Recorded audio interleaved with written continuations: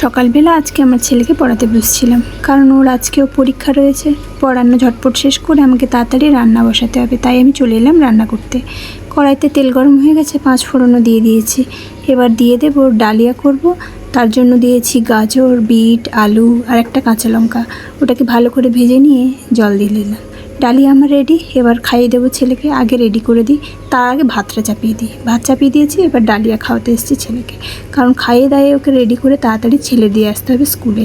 আর ও ডালিয়াটা খাওয়ার পর কীভাবে রিয়াকশান দিচ্ছে দেখো।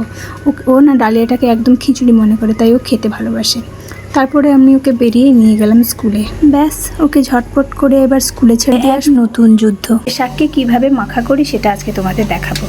আলু পুড়তে দিয়েছিলাম, আলুগুলো সেদ্ধ হয়ে গেছে, আলুগুলোকে ছাড়িয়ে নিয়েছি ভালো করে। হিঞ্চে শাকও সেদ্ধ হয়ে গেছে, চিপে জল বের করে দিয়েছি ভালো করে। যদি ভাতের সাথে দিতাম জল বের করতে হতো না, এমনি শুকনো থাকতো। যেহেতু ভাতের সাথে দিইনি, এমনি জলে সিদ্ধ করেছিলাম। এখানে শুকনো লঙ্কা নিয়েছি, কাঁচা লঙ্কাও নিয়েছি, তেল নিয়েছি, সর্ষের তেল, সাথে লবণ আর পেঁয়াজগুলোকে ভালো করে মাখিয়ে আগে থেকে রেখে দিয়েছি। এগুলো এবার একসাথে সব মিক্সিং করে দেব এইভাবে। কী যে টেস্ট হয় এগুলো, যারা খায় একমাত্র তারাই জানে। এর সাথে যদি কয়েকটা বড়ি ভাজা সুন্দর গুঁড়ো করে দিয়ে দেওয়া যেত, আরও বেশি টেস্টি হতো। আজকে যেহেতু বড়ি ভাজিনি, তাই বড়ি ভাজা দেওয়া হয়নি, না হলে কিন্তু আমি বড়ি ভাজা দিয়ে মাখাটা করতাম, এত টেস্টি হতো। ওইটা দিয়েই ভাত খাওয়া হয়ে যেত।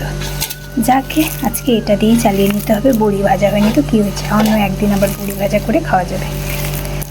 চলো, আজকে তোমাদের সাথে আমার হিঞ্চে শাকের সেই স্পেশাল মাখাটা শেয়ার করলাম, যেটা তোমরা যদি একদিন খাও আমাকে বলবে অবশ্যই। কোনো দিন যদি করে খাও যে দিদিভাই সেই টেস্ট হয়েছিল, মানে সত্যিই খুব টেস্টি কিনা অবশ্যই কমেন্ট বক্সে জানিয়ে যেও। চলো, আমার তো রেডি। এখন কিন্তু 7-5 না ভেবে আমি খেতে বসে গেছি, কারণ আমার প্রচণ্ড খিদে হয়েছে। আজকে করেছি স্যালাড আর মাংস, ব্যাস এইটুকুই। কেমন লাগলো জানি।